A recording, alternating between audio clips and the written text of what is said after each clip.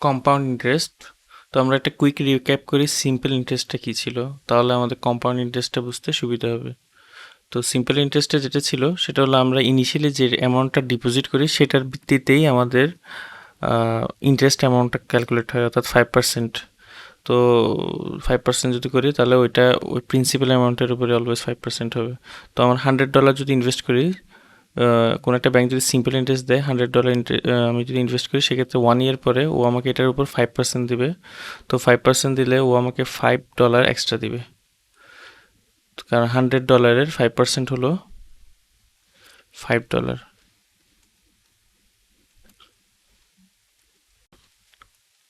তাহলে $5 এক্সট্রা দিল। এরপরে আবার পরের বছর আমি যদি 1 ইয়ার আরও এক্সট্রা রাখি তাহলে সেক্ষেত্রে ও আবার ওই $100 যেটা আমি ইনভেস্ট করছিলাম সেটার উপরেই দিবে। তো তাহলে কি দাঁড়াচ্ছে, $100 প্লাস $5 তো আগের বছর পেলাম, এবার আবার $5 পেলাম।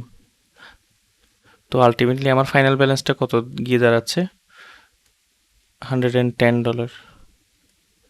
তাহলে এটা ছিল আমার সিম্পল ইন্টারেস্টের বেলায়।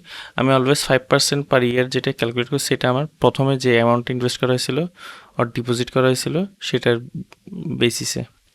এবার আসি কম্পাউন্ড ইন্টারেস্টে। কম্পাউন্ড ইন্টারেস্টের বেসিক ডিফারেন্সটা হলো আমরা অলওয়েজ প্রিন্সিপাল অ্যামাউন্টের ইয়াতে করি না, আমরা একটা একটা সাইকেল কমপ্লিট হলে অর্থাৎ 1 ইয়ার কমপ্লিট হলে যে বাড়তি অ্যামাউন্টটা হয় এই টোটাল অ্যামাউন্টের উপর পার্সেন্টেজটা করি।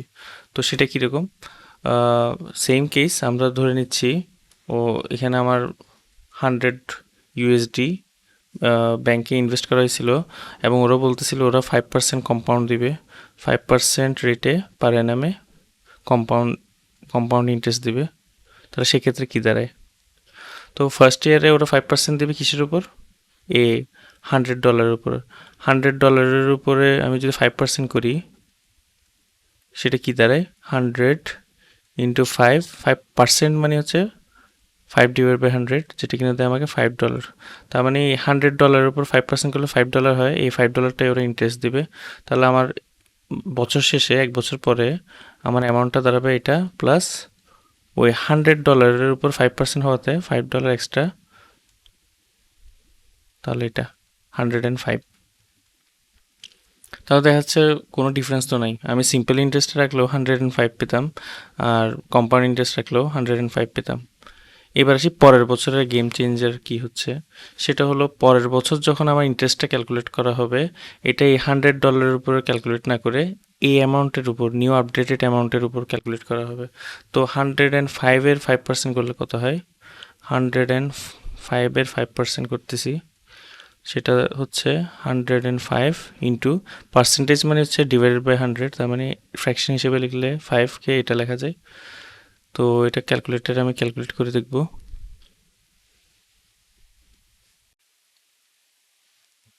105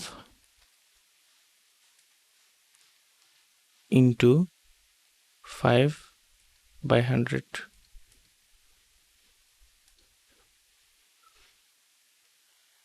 5.25। তার মানে এই বছরে ওরা আমাকে 5.25 ইন্টারেস্ট দেবে। তার মানে 100 + 5 প্লাস ইন্টারেস্ট বাড়তি অ্যামাউন্ট, তার মানে 5.25। তো টোটাল করলে কত আসে, 110.25। তো দেখা যাচ্ছে সেকেন্ড ইয়ারে গিয়ে যে ইন্টারেস্টটা ক্যালকুলেট করলাম সেটা ফার্স্ট ইয়ারের পরের এটার উপর বেসিস করে হয়েছে।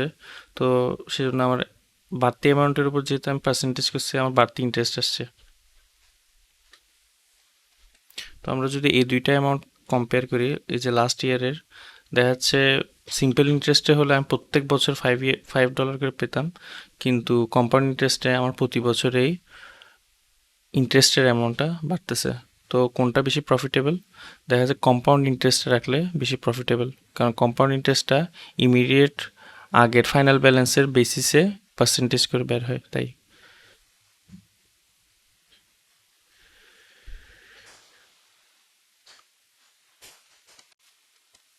তো দেখা যাচ্ছে 0.025 এক্সট্রা বেনিফিট।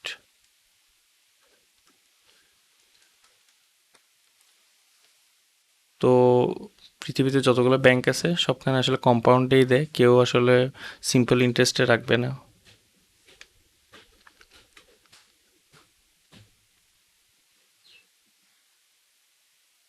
এবার দেখব ফর্মুলাটা। তো সিম্পল ইন্টারেস্টের বেলায় আমরা ইন্টারেস্ট অ্যামাউন্ট বের করি, কম্পাউন্ড ইন্টারেস্টের বেলায় আমরা যে ফর্মুলাটা দিয়ে করব সেটাতে আমাদের ফাইনাল ভ্যালুটা বের হবে, ফাইনাল অ্যামাউন্টটা বের হবে। তো ফর্মুলাটা কি? ফর্মুলাটা হলো f is equals to p into 1 plus r by 100 to the power t। তাহলে এটা হলো আমার ফর্মুলা।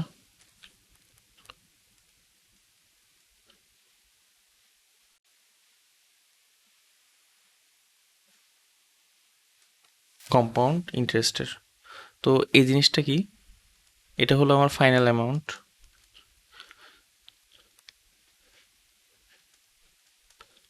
পি আমাদের আগের মতোই প্রিন্সিপাল অ্যামাউন্ট।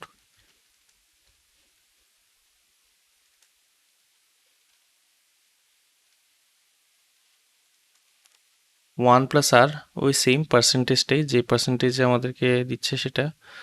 তাহলে এটা হচ্ছে ইন্টারেস্টের রেট, ইন্টারেস্ট রেট। টিটা হলো টাইম ইন ইয়ার্স।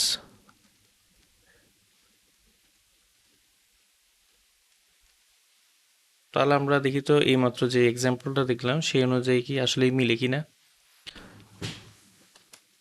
তো আমার ফাইনাল অ্যামাউন্টটা আমি বের করতে যাচ্ছি।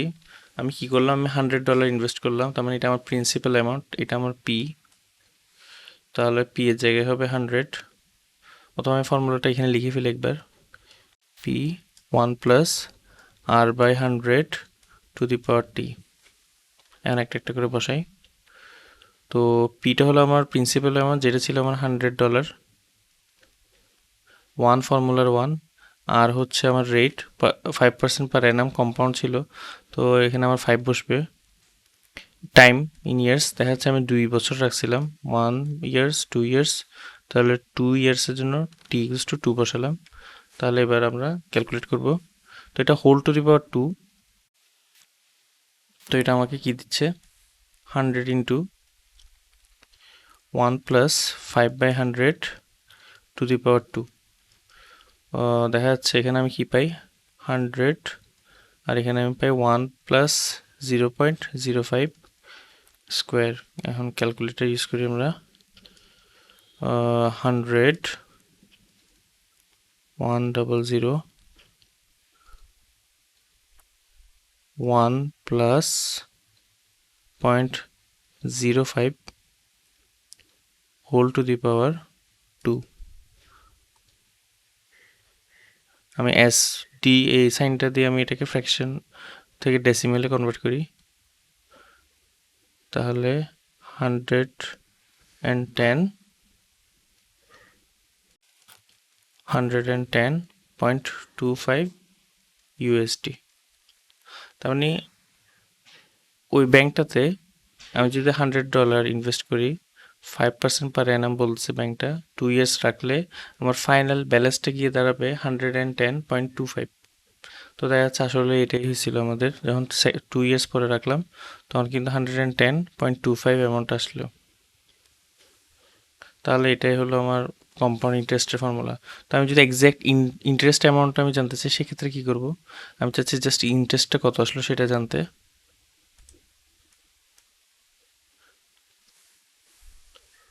তো বোঝাই যাচ্ছে এই ফাইনাল ব্যালেন্স থেকে আমি জাস্ট আমার প্রিন্সিপালটা অর্থাৎ যত টাকা ইনভেস্ট করছিলাম সেটা যদি আমি সাবট্রাক্ট করি, তাহলে আমার ইন্টারেস্টটা দাঁড়াচ্ছে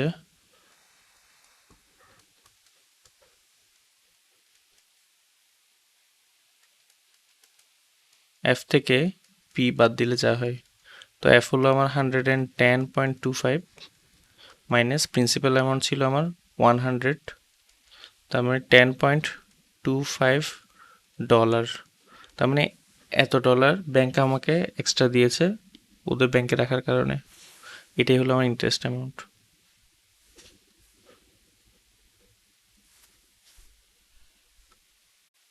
তাহলে এবার আমরা একটা ম্যাথ করব কম্পাউন্ড ইন্টারেস্টে।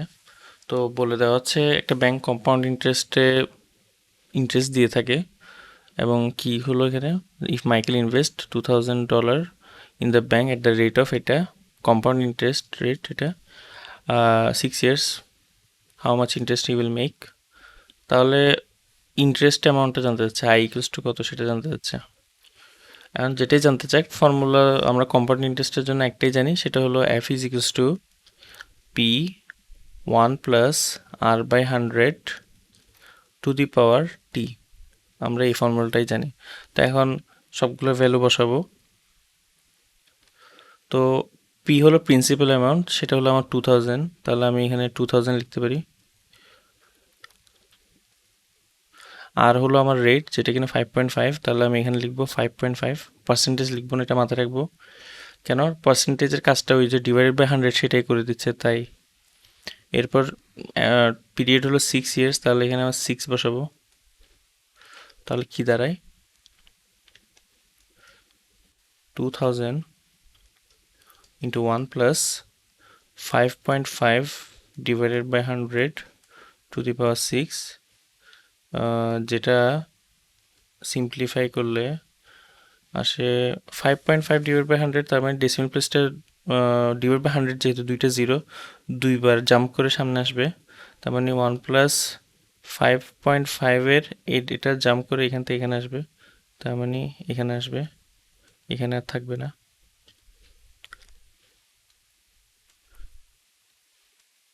তাহলে এগুলো আমরা আসলে প্র্যাকটিস করতে করতে এই জিনিসটা আমাদের ইজি হয়ে যায়, শুরুতে একটু কঠিন মনে হবে। তাহলে এটা আসলো two the power 6, 2000, 1.055 two the power 6। আমরা ক্যালকুলেটর দিয়ে করি এবার।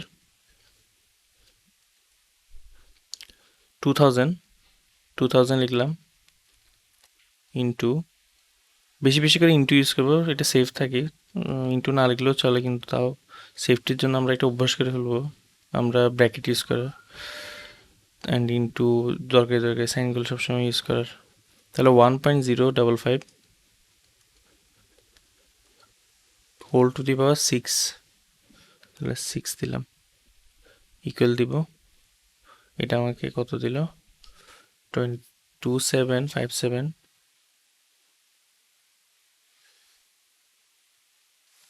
2757.68।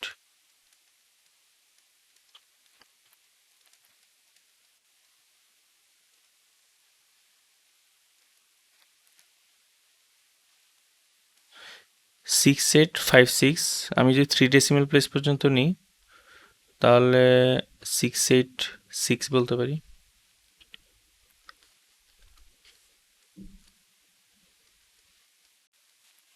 তাহলে এটা হলো আমার ফাইনাল অ্যামাউন্ট, অর্থাৎ আমি 6 বছর পরে এসে দেখবো এত অ্যামাউন্ট হলো আমার ব্যাংক ব্যালেন্স। তো এটা তো ওরা জানতে চায়নি, ওরা জানতে চাইছে ইন্টারেস্ট কত হবে, জাস্ট ইন্টারেস্টটা। তাহলে আমরা এই এফটাই বলতে বোঝাচ্ছে প্রিন্সিপাল প্লাস ইন্টারেস্ট, তার মানে এটাতে প্রিন্সিপাল সাবট্রাক্ট করলেই হয়ে যাবে। তাহলে interest equals to I equals to, এই ফাইনাল ব্যালেন্স থেকে আমি যদি ওই ইনিশিয়াল ইনভেস্টমেন্টটা বাদ দিয়ে দিই, তাহলে ফাইনাল ব্যালেন্সটা কত পেলাম, এটা পেলাম 2757.686, মাইনাস থেকে প্রিন্সিপাল অ্যামাউন্ট ছিল 2000, তাহলে 2000 সাবট্রাক্ট করলাম, সেটা আমাকে দিবে $757.686।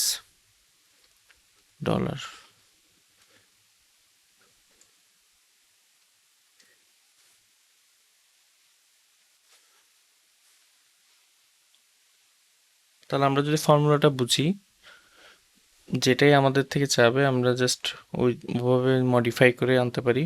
তো আমাদের কম্পাউন্ড ইন্টারেস্ট আর সিম্পল ইন্টারেস্টের জন্য এই দুইটা ফর্মুলার বাইরে আর কোনো কিছু লাগে না।